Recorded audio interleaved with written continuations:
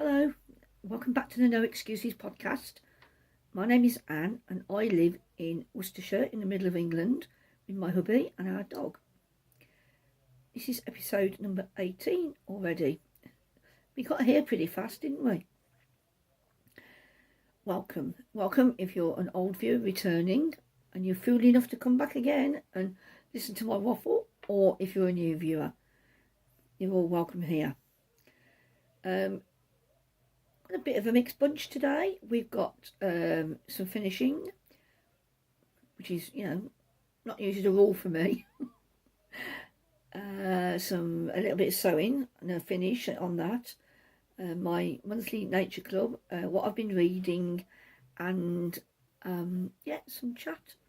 But first of all, I just want to say that if you want to get in contact in any way, excuse me, keep pushing my glasses up.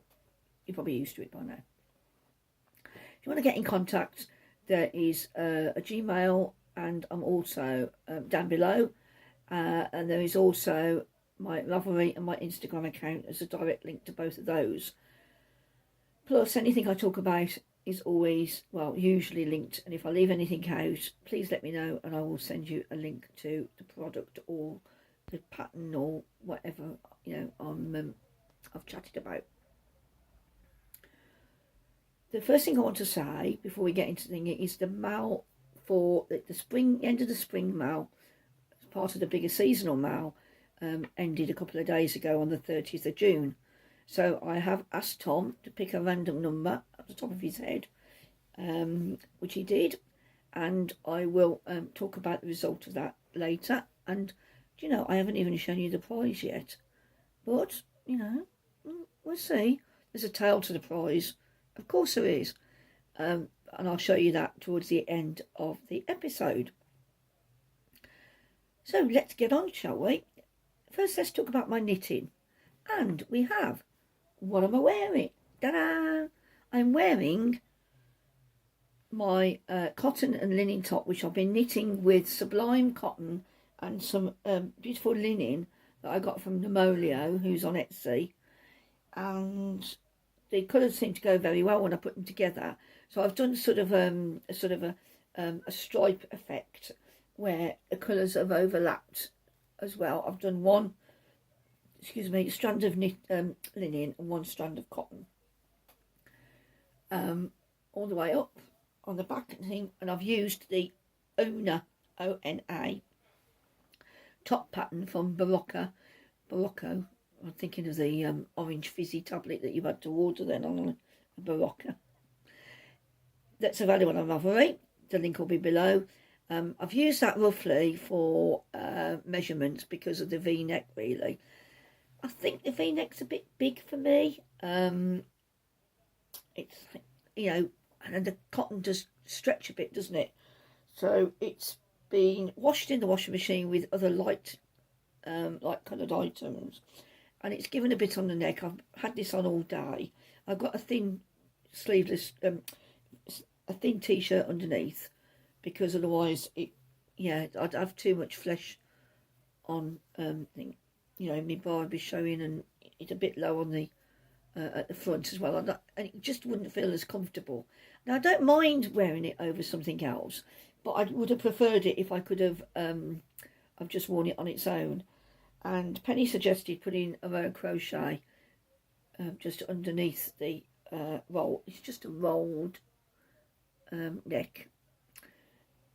Putting a row of crochet just to bring it in slightly, because as usual I didn't stick to the stitch count on the neck because I'd done slightly different lengths when I was knitting this up. So really I only used the pattern to guide me on the V and to get the original stitch count for the cast on.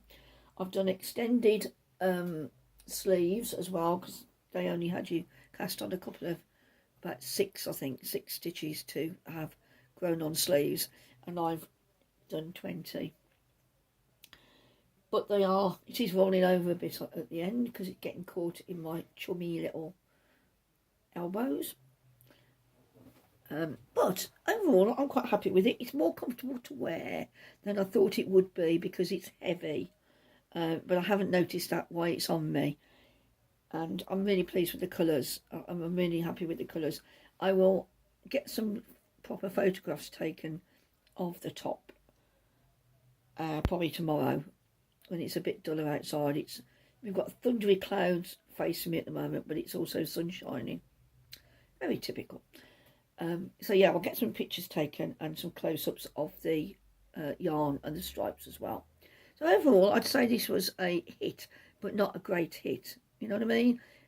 But the proof of the pudding is in the wearing, isn't it?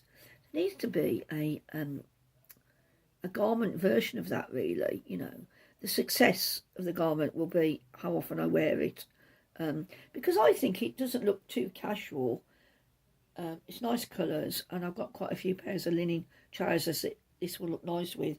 So yeah, overall I'm pleased, but I am so pleased it's over and done with as well, because sewing all those ends in drove me mad. But we won't go over that again because I talked about that last time. So that's the first one. That's my first finished object. I've got 4 things to show you. Anybody think I've been busy? Now, what's next? My Soldotna is on the back of the door. Can you see it? You've seen it before in closer up, and I need to take finished photographs. It's kicking up a bit at the bottom because I think we washed it and dried it upside down. So where it's been pegged on the line, it's sort of gone a bit over the line, you know. But overall, I'm pleased with that, and it's long enough now for me to wear. Tom just put it on the hanger for me, and he said, "Oh, this is a right old weight, isn't it? Because it's double knit, it is a much heavier winter jumper, but I'm sure that I'll get my wear out of it. Not really my usual colour palette, but I've gone for it. I'm pleased. I think the colours do go together, but you'll see it more often in better detail when I wear it in the winter." So that's 2 things that I've finished, and I'll list down below what yarns I've used for my Soldotna. Basically, it's Triskelion Hammer, which I think is BFL Cashmere, and Silk is the yellow, and then I've got 3 colours of BFL DK from Riverknits, but their colours are a bit more subdued now because their new line of BFL looks like it produces slightly softer colours. It doesn't take the dye so extremely, so that would be interesting to see how they differ. But yeah, I'm pleased with it. It feels lovely, and I'm hoping it'll be a good wardrobe staple for really, really cold days. Keep your hands still, Anne. Anyway, so that's number 2. What we doing well? So I need to slow down a bit. Okay, so we'll stay with knitting for now, and I'll show you what I've been working on this week. I have been working on my runway tee, and I've literally done the first round that's past the moss stitch edge. That's the moss. You do the moss stitch on a 2.75 needle. It looks a bit ratty at the moment because, as we all know, linen blooms when it's washed, and it feels like you're knitting with string a bit. It's not the easiest thing to knit because it's not as flexible, and it splits a little bit. But I know that the overall garment will be lovely to wear, especially on a hot day. I've done the biggest size because I'm a bit concerned about being able to get my arms into it, because I can't lift my arms. I can lift them even less these days. I'm a bit concerned that I won't have enough fabric. I have lost several stitches, so I'm just going to put my head down very quickly and pick those stitches up. It won't be a sec. Yeah, I'm a bit concerned that, although in theory I should be able to get them on, what I'm thinking of doing is doing a few more rows, because sometimes this isn't just about the width for me, it's about the flexibility. So what I need to find out is, because when you've got a tube, right, if you cut that tube in half that way, you know, if you cut it off on the diagonal, then you've got a slightly bigger hole going up through, even though you've still got the thing at the bottom. I know what I mean, but it might mean that I can get into it when I've knitted. I have a better idea that I can get into it when I've knitted a little bit more. So yes, and I've now changed to a 3mm needle. I cast on using a German twisted cast on for over 400 stitches, using the 3mm, and then I changed to the 2.75 to knit the moss stitch, or seed stitch, I think it's called elsewhere. Let me just see, it's got there are 4 strands of linen here, so it's quite thin, you know, it's thin, it's a 3-ply, even though it's got 4 strands. But I'm teaming that. This is the, I can't remember whether it's putty or pumice, but I'll put the details below. So that's the one I'm knitting with now, and it's this sort of a greyish. And I bought this beautiful bronze green. I mean, look at that. Can you see? It does look a bit mucky brown on the screen, but it is a green. So they'll go nicely together. And instead of the eyelet rose, I'm going to do some thin stripes of the eau de Nil. And I'm really pleased that these look like they're going to go together really well in whichever combination. These are all Lithuanian linen, which I purchased from Midwinter Yarns. I'll put the link there. And these are £9 for 100 grams. And I think you get 460 metres. And if you spend, I think it's over £35, it's free postage. So, you know, and Stella's got some gorgeous yarns, some gorgeous rustic Scandinavian yarns. So if you've never looked at Midwinter's website, you know, it's well worth a look. But don't say I didn't warn you. If you're into sort of your colourwork and things, then you could well be tempted. Isn't that what we're here for anyway? To be tempted, you know, isn't one of my roles an enabler? Fall over me words. So, the only other thing I've got on the needles at the moment, I'm keeping in my little under the oak tree bag that I made for myself, not knowing what I was doing. You want to know what I would, well, we'll talk about my mishaps in a bit. And this is my Thundercloud Kisses shawl by Libby Johnson of Truly Myrtle. And I'm getting very close now to the border. Well, she calls a border, but it's actually just the end, the thickest part.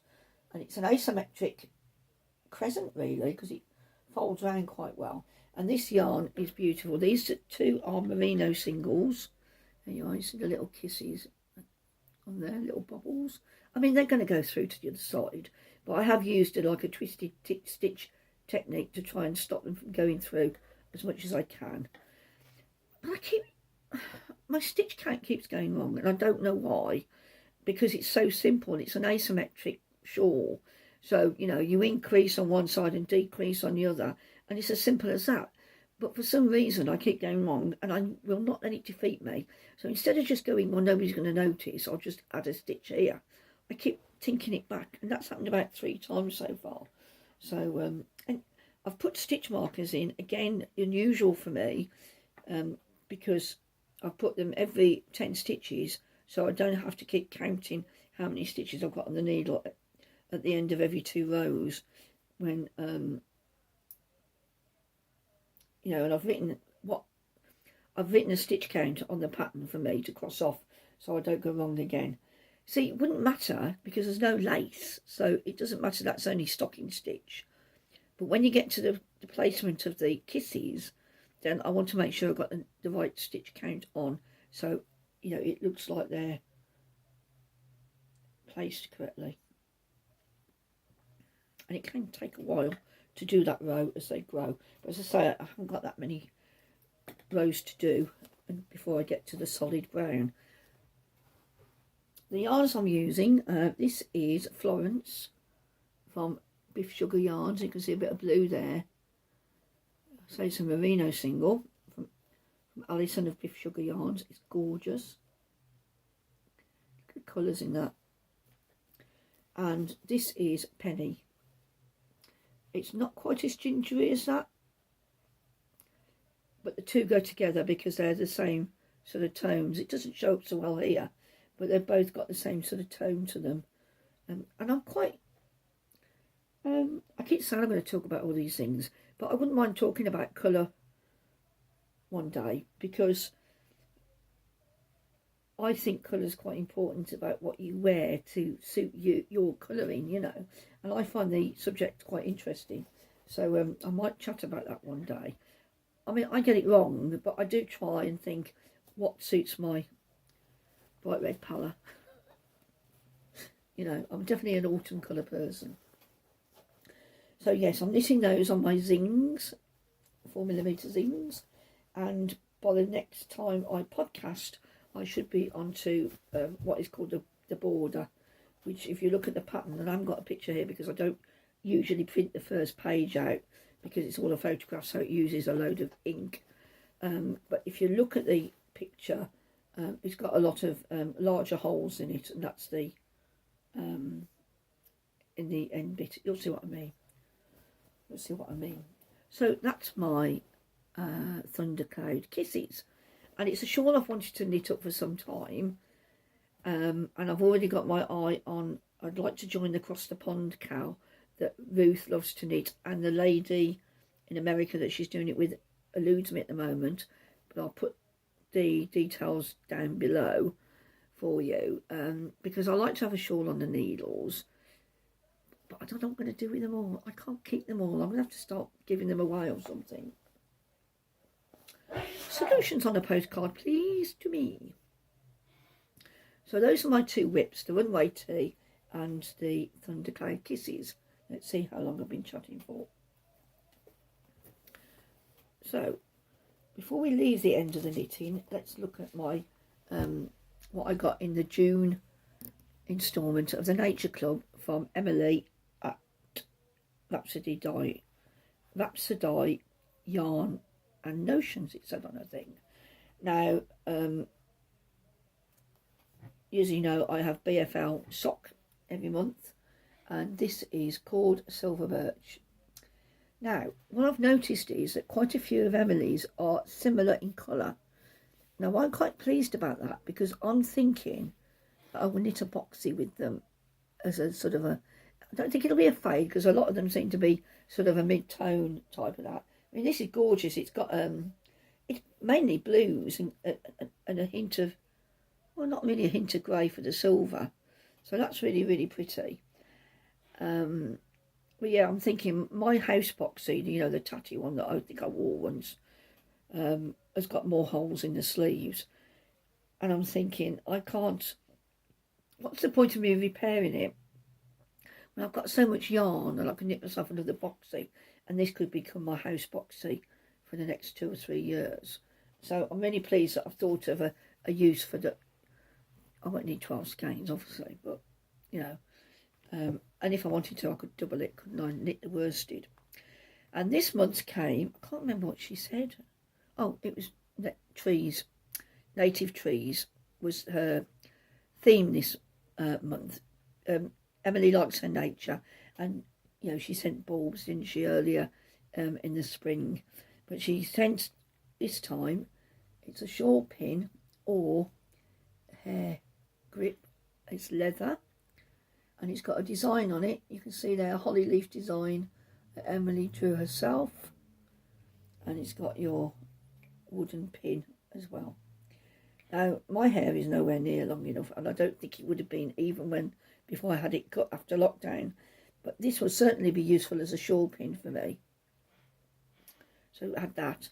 And the other thing that I haven't got with me is a packet of sweet chestnuts, roasted sweet chestnuts, and that I've put them in the drawer in the kitchen. I don't think Tom or I like them. We've tried cooking sweet chestnuts off the tree because there's some in the churchyard up the road, and I'm hoping that his mum likes them. I've got an inkling his mum might take them off our hands rather than get wasted. Otherwise we can chop them up, put them in cake or something. But yeah, or some tiffin. So that's what I got this time. Now, if you bear in mind that the horse chestnuts, don't eat those, you know, conkers, they're poisonous. But the chestnuts alone are a couple of quid. So again, Emily's done very well in terms of value for money. I'd recommend her. So yeah. So that's all the knitting related stuff. I am going to reorganise the space I've got around me, and I shall see you in a minute. Hello, back again. Let's talk about sewing. I showed you some netting recently, and I said I was going to make myself a shower caddy. And as Sal, hello Sal, well Sal is her name on YouTube, said to me, what is a shower caddy? And I don't know where I get the name from. I think I've seen one of those things where you stick it to the wall with suckers and things, you know, sticks on the tiles and you put all your bottles in it. Well, I've got a vertical handrail in my shower area. We've got a wet room and I use a shower chair.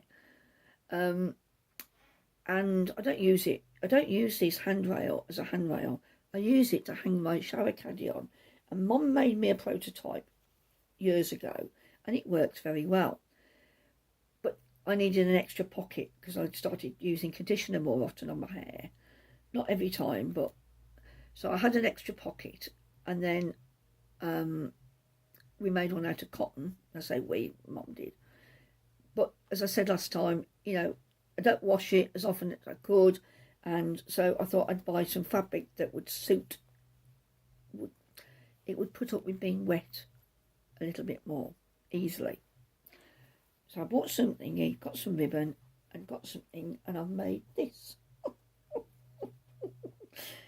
It looks like a corset. You just put your boobs in there. So this is, let me show you.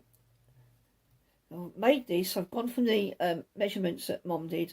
So basically I put my shampoo in there and my shower gel in there and then my conditioner in there. And then here is a little open-ended for my long-handled brush, which I use so I can manage to do my own hair. And these are open at the bottom to enable drainage. I don't think that's going to be too big. Something's going to fall through it. But if I have to catch it again, then I'll just do that by hand. And it's edged. I bought some polypropylene bias tape from eBay in a grey to go with the black. And what I've got is I've got a channel at the top, and Tom's given me a carbon, what are they called? Carbon rod. Give me a carbon rod to go through there, and oh, I've just realised I've sealed the end. This idiot. Well, I'll be adjusting that later. Sausages on toast. And then Mum suggested that because it's netted and it's far more flexible that I have the same at the bottom, but of course I've sealed the ends in my...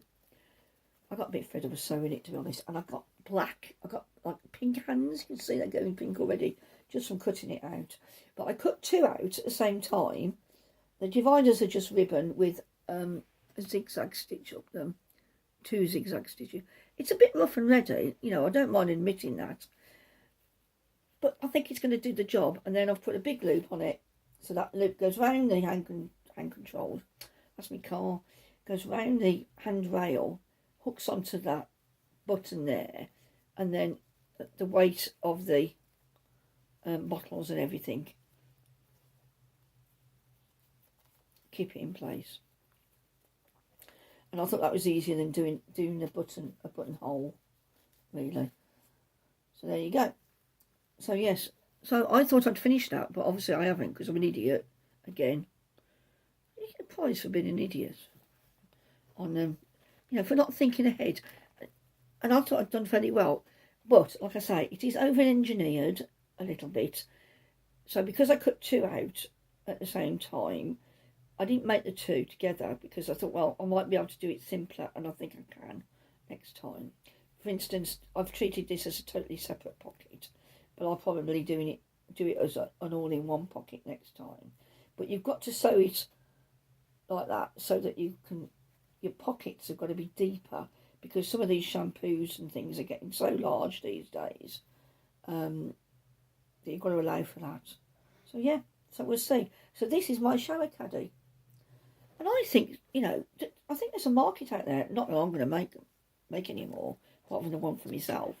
But I think there's a market out there that, especially for people with wet rooms and things where they don't want a shelf sticking out because they might like wheel themselves into it, for cloth shower caddies. So it's an idea that people could take and run with on Etsy, maybe. I don't know.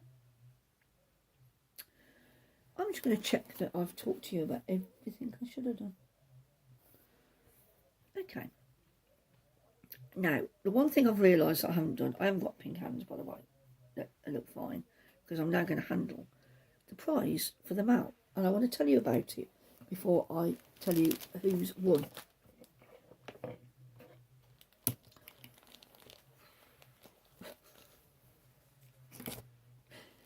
Okay. I went to see my mum, and I said to her, I don't think I've got anything really spring-like.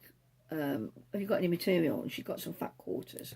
And she brought down this material, this fabric, and in the same pack was this lovely turquoise. So they go together well. But there were some quite small fat quarters. They're probably a narrower cotton, but they are cotton. So I decided that I'd make a lovely little, so this is the prize, part of the prize for the spring mount. So it is it's like a greeny yellow and a turquoisey colour. And I've padded it, slightly padded. I haven't quilted it. That might be for another day. I'll start doing some quilting. So I started making this last weekend, and I've made several bags now, so I should know what I'm doing. Famous last words. I sewed the channels on the top for the drawstring, because I decided I'm going to do drawstring rather than a zip. And then I sewed up the side seams, and I had a mat, not a bag, flat like that, with these at either end. And I looked at it, I said, what's the matter with you? You've got it on the sewing machine and you've sewn the side seams up. Why couldn't you see what you were sewing? You were sewing a mat. So I unpicked that. And then I did it again. I sewed up the seams in such a way. It's all because I hadn't got a gap here. I hadn't cut it at the bottom. So, because normally I use the turning, I put the turning gap at the bottom. I thought, no, I don't need to do that. As long as it's on one of the sides, that's all that matters. But it must have messed with my head a bit. And, I was probably doing it too quickly. So after turning it into a mat, I then sewed the seams up, and I couldn't turn it out properly. I could only get one side of it out. I don't know what I did, so there's no good me trying to explain. Then I decided, right, before I sew it all up, while I've only got one layer of lining, I will sew my little handmade label into it. Did it nice and delicately, hand sewing, and I sewed it onto the underside, the wrong side of the lining. I had to unpick that as well. So eventually I got it right, and it's fine, and it's functional. It's a wonky bag. It's not going to be perfect because I made it. It's got grosgrain ribbon, drawstrings, which I haven't pulled very hard because that's for the new owner to do. And it hasn't got a box bottom. It's flat because it's just a little sock bag or the beginning of a shawl or a hat, and it will do fine. And because I had some yarn left over, sorry, I've got something in here. I made a little pouch. It's got a popper on it. And I've deliberately made it, I'm being honest now, because I wanted the lining to poke through. So I have done that, and this is slightly padded as well, same padding. So I wanted it to show through on the sides. And the flap, I mean, it did mess in my head a bit because I wanted the flap to be contrasting. But I had to make my own bias binding to put on the flap. And I was quite pleased with myself. I needed something to be pleased about after all the errors I did with the bag. So it is a little bit, you know, it's got a bit of top stitching on. And I think it looks fine. And it's fully functional, that's the main thing. Put a popper on it, and there we are. So you've got a little notions pouch and a bag, okay, for the spring mail. And then, of course, you can't really do a knitting mail without including some yarn. So the winner will receive this, as it happens, coordinates with the bag, this gorgeous Giddy Yarns yarn, and it is the Primrose Fairy. I've had this skein quite a couple of years. It's been in the loft, all safe and, you know, away from the moths. Got a few speckles on it. And I've saved it because I like it so much and it's so pretty and I don't know what to do with it. So I'm giving it away because I think it's really appropriate for the spring. I mean, strictly speaking, if you look at the calendar and say that spring doesn't really start to the, you know, 20-something of March, primroses are probably out before then because it could be a winter fairy, a flower really. But no, so there you go. The Primrose Fairy, blowing out as always, by Helen of Giddy Yarns. So those three things are the prize for the spring mail. So I might as well, I'll talk about who's won that in a minute because I want to clear the decks again. And I just want to talk about what I've been reading, and then I'll announce the winner and talk a bit about what I've been doing towards the end. So I'm going to have a tidy up and I'll be back with you in 2 shakes of a bar lamb's tail. Okay, so the spring mail results are as follows. I have put all of the entries that I received. I double checked Instagram on the morning of the 1st of July to see if there'd been any more entries via Instagram, and there hadn't. And I checked my email as well. And on Ravelry, I updated Ravelry, and I keep them all on a spreadsheet. So all in all, I had 42 entries. Now, quite a few of those were from the winner. But Tom, I said to Tom, give me a number between 1 and 42, and he said 42. I thought he'd pick a middle number, you know. So on my spreadsheet, number 42 was Heather. Lace wing on Heather is her Ravelry name. And Heather, congratulations, you've won the draw for the spring mail. But Heather did put in quite a few entries. They're all spring-like tops or socks. You know, I don't need to be too strict on the mails while we are a small group of people taking part. So if, and I don't expect to, if things got bigger, a lot bigger, then I'd have to be a lot tighter on the rules. But at the moment, you know, I just want to encourage people to actually enter. So that's the result of the spring mail. Heather, will you get in touch with me? Ravelry will, you know, if that's easiest or whatever, and send me your address. I think you're over the pond, so I will be sending it economy.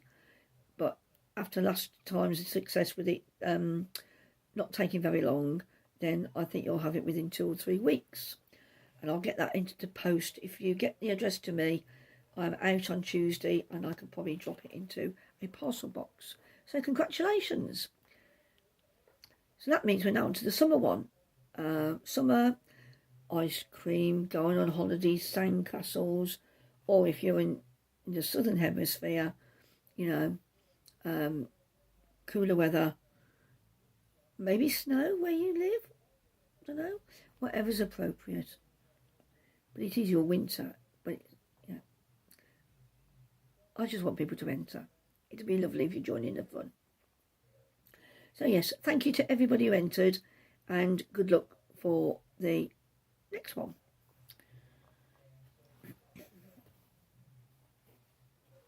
What have I been reading? Well, I read, I've been sat in the garden and I read a book that I've had on my Kindle a while, which is an Anne Cleeves. And I think it's one of her early ones. I think it was written in about 2003.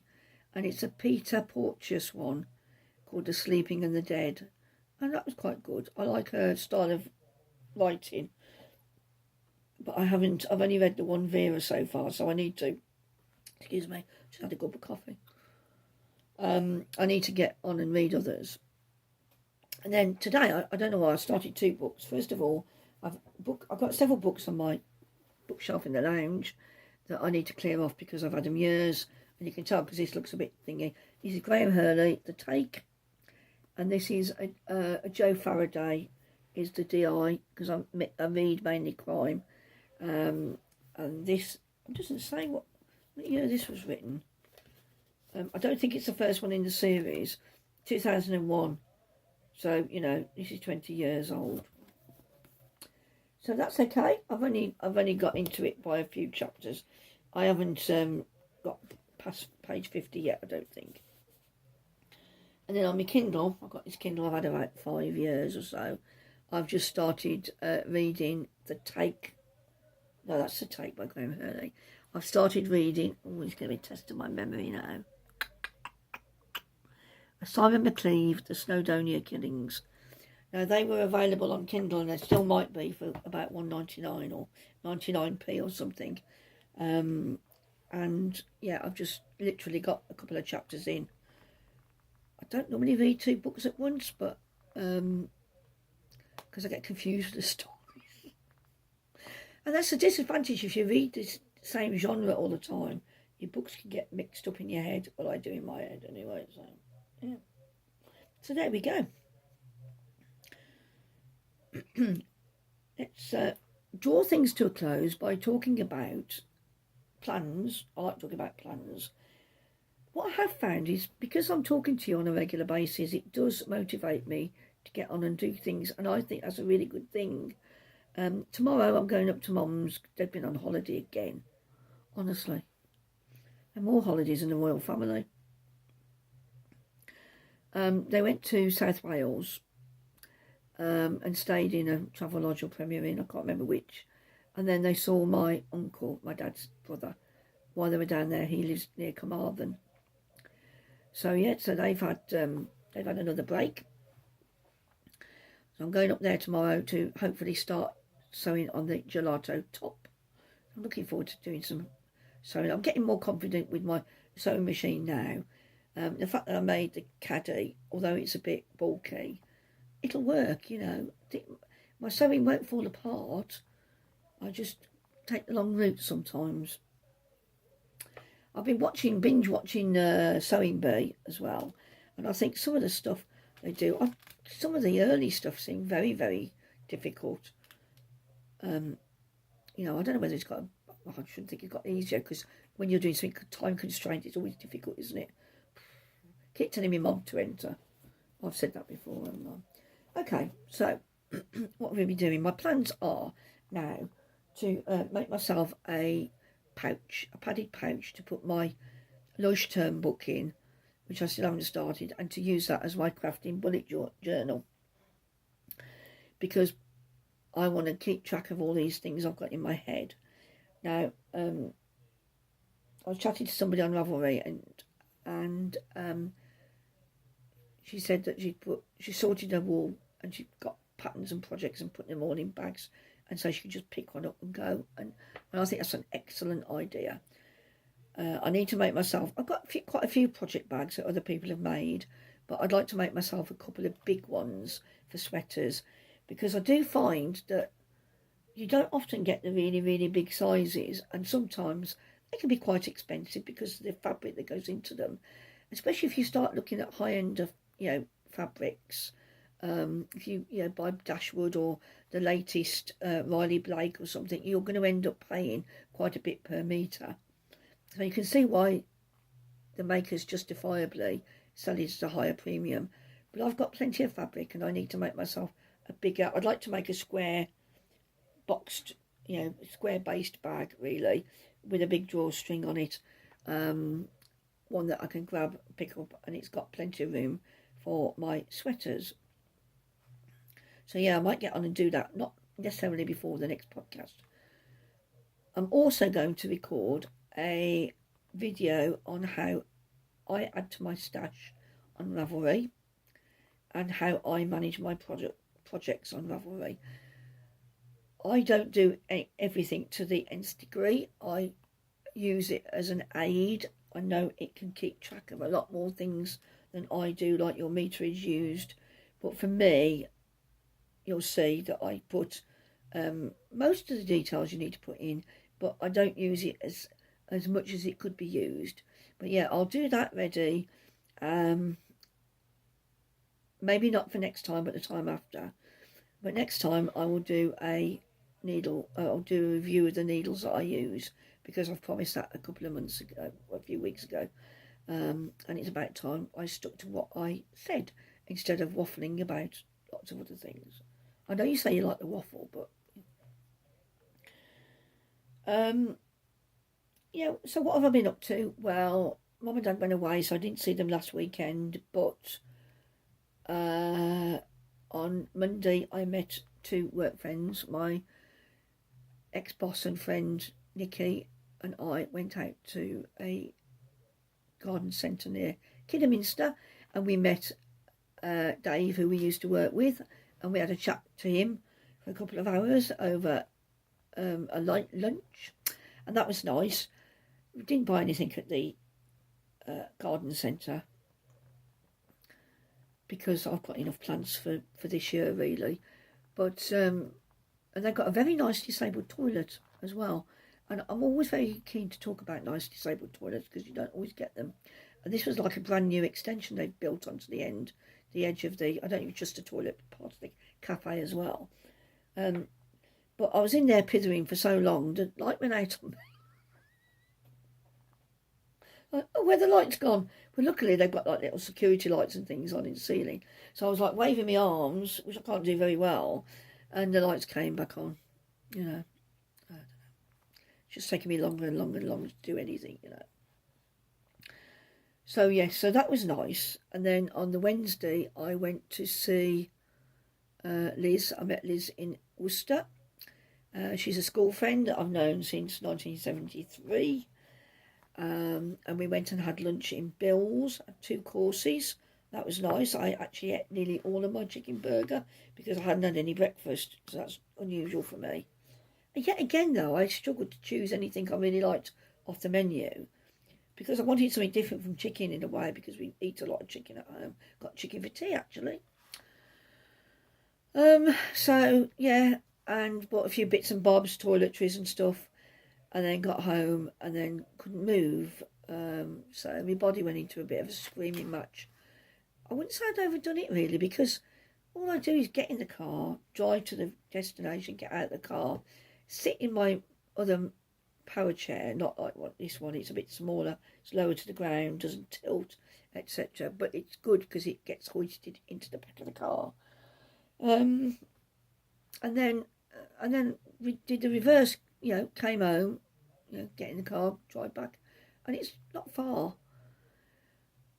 And my body's just like, well, you've done too much really. You went out on Monday, you went out on Wednesday, even though I had a day of rest in between.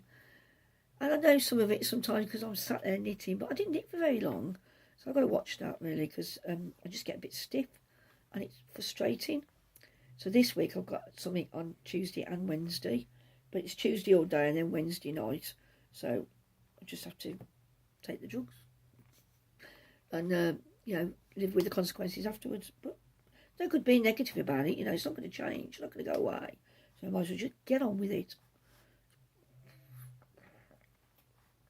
So yeah, I'm going to go now, I think. I don't think I've got anything else to say. So needle review next time. I say needle review, you know, I'm not judging. I'm giving my opinion about the needles and why I use them. And then I will be recording some videos for Ravelry, which I'll introduce in the very near future.